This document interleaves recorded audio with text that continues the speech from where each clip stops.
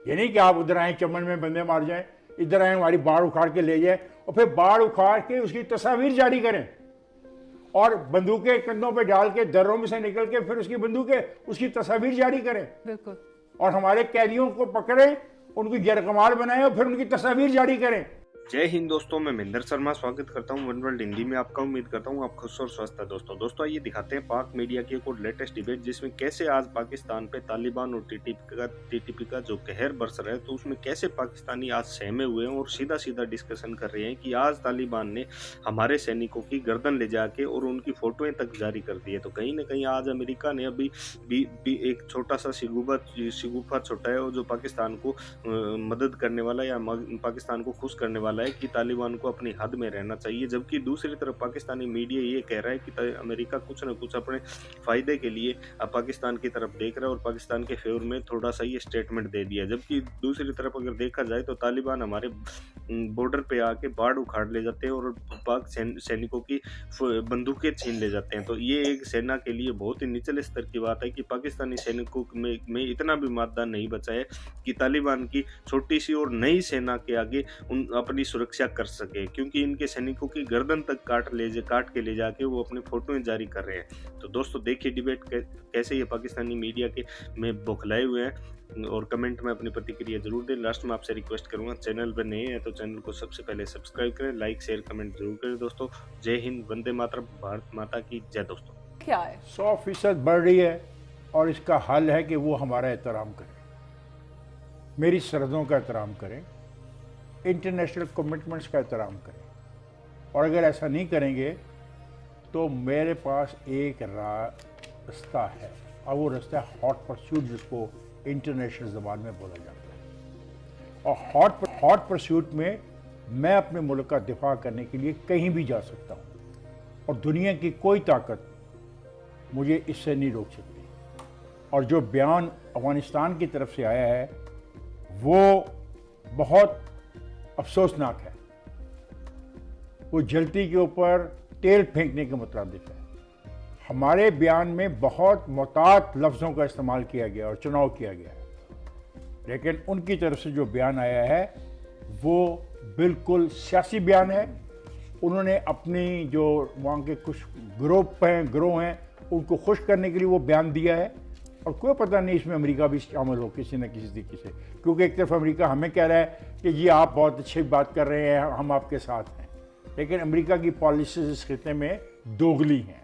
हमें कहा जाता है ना कि पाकिस्तान दोगली पॉलिसी इख्तियार करता है, तो ये दोगली पॉलिसी भी हमारे उन जाहिल किस्म के लीडरों ने की अमेरिका के कहने पर। वो अमेरिका उनकी मुशावरत कर रहा था। तो मैं समझता हूँ अमेरिका का वो बयान जो है वो दोगलापन भी है। और मैं इस बात में बड़ा क्लियर हूँ कि जो सरजमीन भी हमारे खिलाफ इस्तेमाल होगी, मैं इसमें किसी ABC का नाम नहीं ले रहा मुल्क का, हम उसके खिलाफ जाएंगे।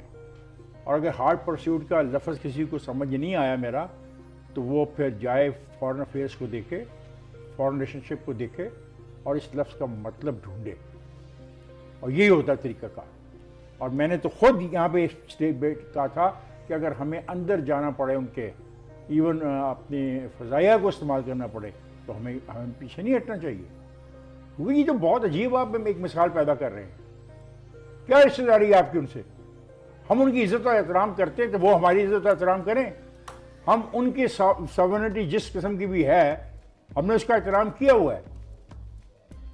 ये वो मुल्क है जिसने हमें तस्लीम नहीं किया।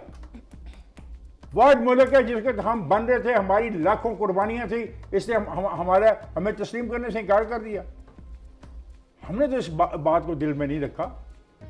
जब उनके मसाइल पैदा हुए, 60 लाख लोगों को हमने यहाँ पे अपने मुल्क में रखा।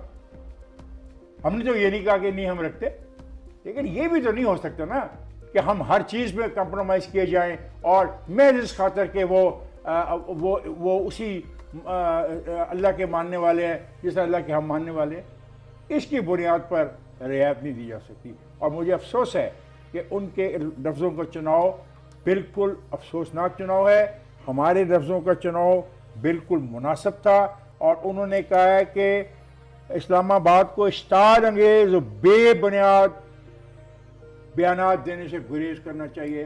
इस्लामाबाद ने कोई ऐसा बयान नहीं दिया जो बेबुनियाद हो। हम साबित कर सकते हैं कि हमारे पे कितने हमले हुए हैं। Naveed will tell you the detail, मेरे पास टाइम जो कम होता है मेरे हिस्से का, हमारे पास टाइम बस सबके पास कम है। Naveed will tell you the numbers of the action which has been taken against Pakistan. I can't allow it and no one should allow it. मैं नहीं, कोई भी नहीं। और बिल्कुल फौज ने और पाकिस्तान की जो सियासी अपना इस्टेब्लिशमेंट है, इनका फैसला दुरुस्त है। लेकिन हॉट परस्यूट का राइट जो है वो हमारा रिजर्व है। ये नहीं कि आप उधर आए चमन में बंदे मार जाएं, इधर आए हमारी बाढ़ उखाड़ के ले जाएं और फिर बाढ़ उखाड़ के उसकी तस्वीर जारी करें और बंदूकें कंधों पे डाल के दर्रों में से निकल के फिर उसकी बंदूकें उसकी तस्वीर जारी करें। बिल्कुल। और हमारे कैदियों को पकड़ें, उनको यरकमाल बनाएं और फिर उनकी तस्वीर जारी करें। नहीं, ऐसा नहीं हो सकता। सॉरी। ठीक है पीजे सर, मैं आपकी राय लेना चाहूंगी। इफ्तिखार साहब ने डबल पॉलिसी का भी जिक्र किया है। डबल एजेंट तो सुना था, डबल पॉलिसी क्या होती है और इसके क्या असरात होते हैं, क्या आप मुझे बता सकते हैं? ये बड़ी सिंपल टर्म्स में इन्होंने बड़ी अच्छी एक अपनी वो एनालिसिस दिया है। I am totally behind it. ये इनका जो कहना है वो खबी दिखा के सज्जी मारते हैं, ये उनकी पॉलिसीज है। देखिए अमेरिका, अगर आपको याद हो, भी इफ्तिखार ने एक रेफरेंस दिया है हॉट परसूट, ये हमारे लिए भी डोनाल्ड ट्रंप ने इस्तेमाल किया था कि अब पाकिस्तान में अगर कोई दहशतगर्दी होगी तो हम अंदर आ जाएंगे आपके। तो हमारा भी इतना राइट बनता है कि हमारे साथ कोई दहशतगर्दी करेगा तो फिर हम भी अंदर जाएंगे। ये मजाक नहीं है कि आप बॉर्डर्स पे आके हमारे सोल्जर्स को शहीद कर जाएं और उसके बाद उनकी, जिस तरह अभी इफ्तिखार बात कर रहे थे, उनकी म्यूटिलेटेड बॉडीज और उनके गर्दनें काट के आप सामने दिखाते हैं। This is unacceptable. ये बहुत हो गई है और ये अब इसकी मैं समझता हूँ कि कोई गुंजाइश नहीं है कि इस पे कोई बातचीत भी हो या आप इनके साथ कई मुज़ाकरात करें। बेसिकली हमारे पास दो फैक्शंस है, एक है तालिबान है और एक है टीटीपी। ये टीटीपी है जो कि पता नहीं किसकी इंसेंटिव पे, किसकी डायरेक्शन पे आके पाकिस्तान में तंग कर रही है।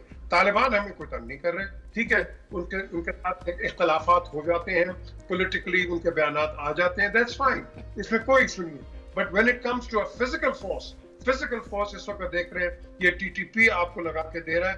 और जो यूनाइटेड स्टेट्स है ये अपने लिए तो बड़ी बातें करता है। फ्रंटलाइन स्टेट तो भाईजान हम है, अमेरिका नहीं है फ्रंटलाइन स्टेट, ना कोई और फ्रंटलाइन स्टेट है। अगर कोई इफेक्ट होता है वो पाकिस्तान इफेक्ट होता है, इकोनॉमी वाइज इफेक्ट होता है, पीस वाइज इफेक्ट होता है, आपके ये जो हमारे ये जो रेफ्यूजीज हैं इसके तहत इफेक्ट होता है। और साथ साथ हम हर जगह जाएं, हमारे पे एक कल्पना लग जाता है कि Pakistan is a terrorist state. No, I think this needs to be clarified once and for all. हम टेररिज्म के खिलाफ हैं, जिस तरह अमेरिका, जिस तरह पूरी दुनिया, लेकिन please as a frontline state you have to support us, not materially but monetarily, क्योंकि लोग हमारे शहीद हो जाते हैं, हर चीज हमारा नुकसान होता है और आप लोग जाके बैठते हैं कि भाई पाकिस्तान ये कर रहे हैं, enough is enough, no conversation. इनको मैंने पहले भी कहा अपने प्रोग्राम के अंदर कि आप इनको सरेआम इनको फांसी लगाएं और बताएं कि ये आपका इबरत होगी आपके साथ कि अगर आपने निहत्ते इनोसेंट शहरियों को अगर आपने इस तरह किया। पीजे सर, आपका पॉइंट आकर आपने बिल्कुल दुरुस्त बात की है। दहशतगर्दी के खिलाफ अब जो है बहुत भरपूर तरीके से निपटा जाएगा, इसका जवाब दिया जाएगा। नवीद चौधरी साहब, आप भी देखें 31 दिसंबर और 2 जनवरी को जो इजलास हुआ जिसमें दहशतगर्दी का कला कमा करने पर फैसले किए गए, तो अब उसी तनाजुर में ये बयान भी सामने आता है जिसमें अमेरिका कह रहा है कि पाकिस्तान को हर तरह की मदद फराहम की जाएगी दहशतगर्दी के खिलाफ निपटने के लिए। तो आप अगर इसका टाइम देखें तो उसमें इस बयान को किस तरह देखते हैं आप? देखिए, अमेरिका का जो बयान है उसको आप इस तनाजुर में देखें कि दुनिया भर में जहाँ भी दहशतगर्दी के वाक़यात हो रहे होते हैं, इस हवाले से तर्जुमान की ब्रीफिंग के दौरान सवालात किए जाते हैं। कुछ गाइडेड भी होते हैं, ज़ाहिर है, लेकिन ये फैक्ट है कि दुनिया में चाहे वो सोमालिया के अंदर दहशतगर्दी का वाक़या पेश आए, किसी यूरोपीय मुल्क के अंदर पेश आए या मशरक़ बईद में पेश आए, तो वहाँ ये डिस्कस होता है। टीपी के हवाले से भी बातचीत हो चुकी है कि अगर बातचीत करते हैं तो पाकिस्तान के कॉन्स्टिट्यूशन के को मानना पड़ेगा और हथियार फेंकने पड़ेंगे, जो कि नहीं हो रहा। तो अब प्रॉब्लम क्या है? प्रॉब्लम ये है, हमें एक बात समझ लेनी चाहिए कि ये खित्ता टारगेट है और इस खित्ते में टारगेट करने के लिए अगरचे मेरी इत्तला के मुताबिक पाकिस्तान और तालिबान की हुकूमतें आपस में कोऑर्डिनेशन पे चल रही हैं।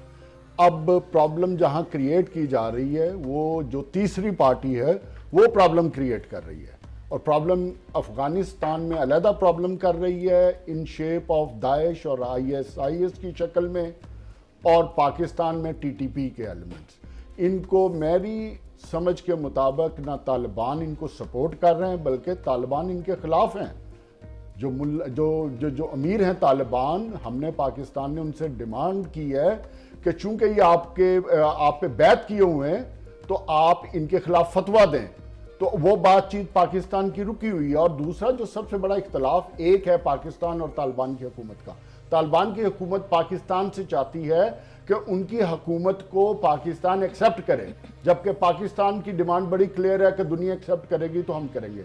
जबकि जो तीसरा एलिमेंट चाहता है कि ये मिसअंडरस्टैंडिंग क्रिएट होती रहे, तालिबान के एरियाज में भी हालात खराब हों, पाकिस्तान में भी हों, ताकि जो तीसरी कुव्वत वो अपनी रेलेवेंस मेंटेन रखे।